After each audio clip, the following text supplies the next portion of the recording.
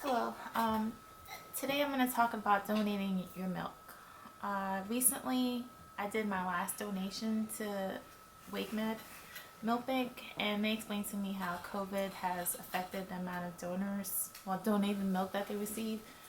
So the purpose of this video is to kind of explain how easy and contactless the process of donating your milk can be.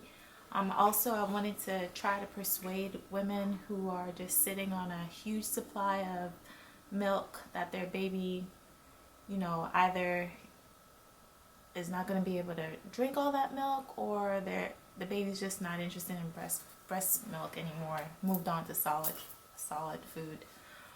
If you weren't aware, I had a baby when I was 28 weeks. My second child was born when I was 28 weeks pregnant. And during that time, the staff there wanted me to actually allow them to give my baby donor's milk. At first, I was pretty hesitant about the process because it just sounded weird for my baby to get milk from someone else. So at that time, I had all sorts of mixed feeling whether or not it was safe. Also, when is my milk gonna come in? But the staff kind of, felt that I was hesitant and told me that they go through a lengthy screening process before babies can even get this milk. But the reason why they were pushing this milk on my preemie baby is because they were trying to prevent NEC, which is necrotizing enterocolitis, a disease that affects the intestines of preemie babies. So they're saying that pretty much formula can increase your chances of this. So this is why they wanted her to receive this milk. Of course, I ended up saying yes. She received the donor's milk for about 2 to 3 days until my milk came in.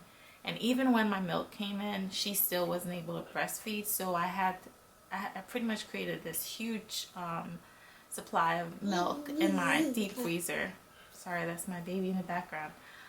So I knew while she was in the NICU that I was going to end up donating my milk. So there was no way she was going to be able to drink all of it. So during my way of trying to donate milk, I realized that there are stages to this. Also, if you are interested in donating your milk, I ended up using WakeMed Milk Bank, like I said earlier. You don't have to use this milk bank. It's just the one that they recommended to me. It's not that far from my house. It's far enough, but it's about like 3 hours away. But there's other milks, like I said. The WakeMed Milk Bank pretty much distributes milk all along the East Coast and North Carolina. So as I said, the process to donate milk is something pretty much I noticed. I'm sure they call it something different, but I divided it into 4 phases. The first phase is pretty much the phone call. The second phase is the documentation, and then you go into the lab work, and then the last stage would be packing and sending your milk. Sorry, I forgot to give you the number if you wanted to call WakeMed Milk Bank. It's 919-359-8599. Again, I'll list it at the bottom of this video if you're interested. So, as I said, I started off the process with a phone call. I called them, and then they ended up calling me back to do the phone screening, which takes about 15 minutes. They just pretty much ask you what kind of meds you're on, and then a nurse or the representative at the time kind of makes a decision whether or not we'll move on to the next phase. And of course, I was able to go to the next phase, which is documentation. So they give you about 3 different forms. I got it via email, but you can get it via fax or mail. It's up to you. So there's a form that needs to be filled out by your OBGYN, your pediatrician, and yourself. So it's important that all of these forms are filled out before you can move on to the next phase. The purpose of the pediatrician filling it out is that they wanted to make sure that you're not actually taken away from your current baby stash, or just to make sure that your baby's already healthy before you even donate milk to a milk bank. For me, this stage is supposed to be pretty quick, but it wasn't that case for me because my OBGYN took a while to send send off to actually complete their form.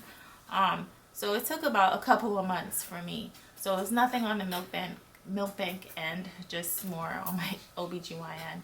So after all of those forms looked okay, I was able to go into the lab work stage, where they ended up sending me an email with the requisition form attached, and it pretty much allowed me to make an appointment with LabCorp because I wasn't able to physically go to WakeMed and get my labs drawn.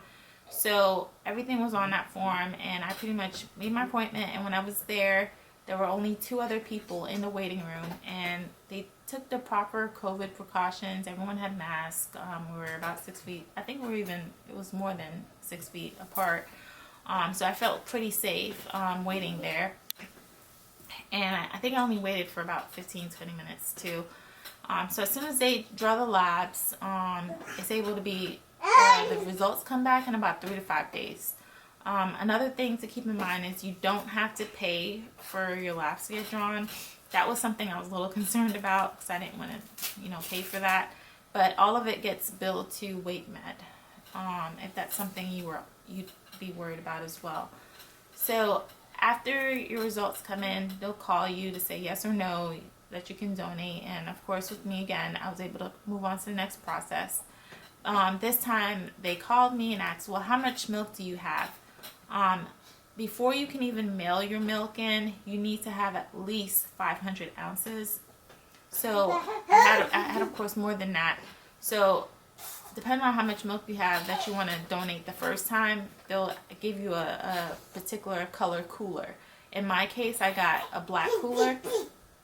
So she told me, okay, you're going to get a cooler and there'll be packing instructions inside. So FedEx dropped off the cooler on my front porch. And at that time, I pretty much cleaned it down.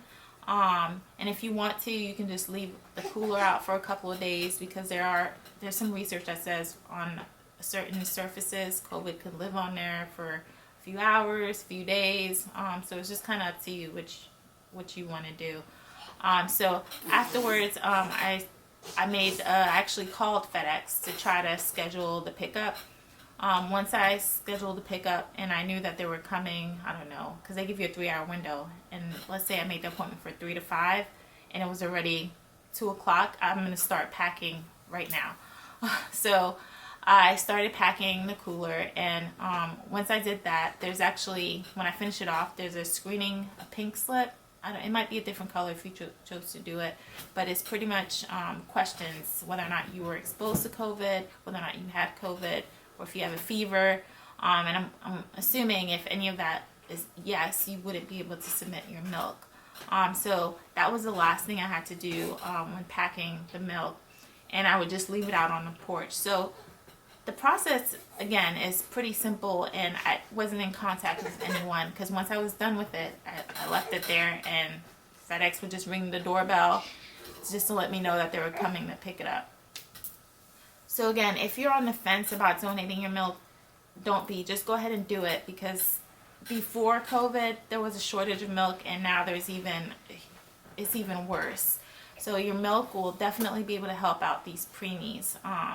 And if you're someone like me who had a preemie baby or have a preemie baby in the NICU and is worried about receiving donor's milk, just go ahead and do it. It's pretty safe.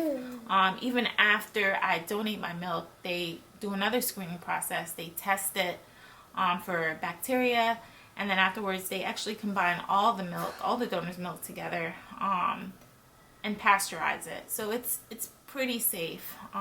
I hope that this video was able to help a lot of people who are on the fence. And if you have any questions, I can try to answer them for you, but really just try to go to the milk bank themselves and ask them questions that you may have. Thank you. I hope this was informative, and have a good one.